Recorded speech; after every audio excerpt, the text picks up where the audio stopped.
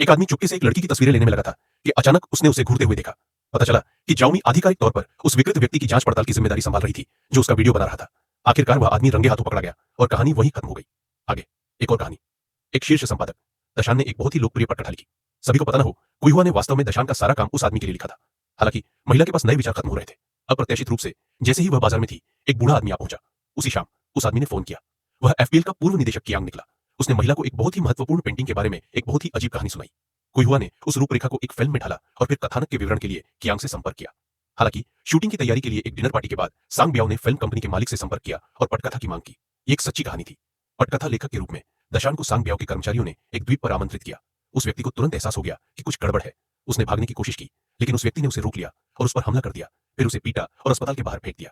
इसे कुइहुआ को एहसास हुआ कि भाई कियांग उसे मोहरे की तरह इस्तेमाल कर रहे हैं। हालांकि वह महिला नाराज नहीं हुई, क्योंकि उसकी पेंटिंग की चोरी ने उसकी जिज्ञासा जगा दी थी। उसने अपने काम के एक हिस्से को फिर से संपादित किया और उसे सीधे फिल्म कंपनी को भेज दिया। उसे पता नहीं था कि कंपनी का मालिक भी सांग ब्याओ का अधीनस्थ था। बाद में वह महिला भाई कियांग के घर साजिश के बारे में पूछताछ करने के लिए लौटी, इस उम्मीद में कि वह उस व्यक्ति की पहचान का इस्तेमाल सांग ब्याओ और उसके आदमियों को न्याय के कटघरे में लाने के लिए करेगी। हालांकि फिल्म निर्माता सांग ब्याओ से सावधान थे और उनकी मदद करने को तैयार नहीं थे। कुइहुआ के पास खुद जांच करने के अलावा कोई विकल्प नहीं था और उसे पता चला कि सांग ब्याओ अभी भी जांच कर रहा था। सौभाग्य से महिला ने समय रहते भाई कियांग को सूचित कर दिया, जिससे दोनों अपनी पहचान उजागर नहीं कर पाए।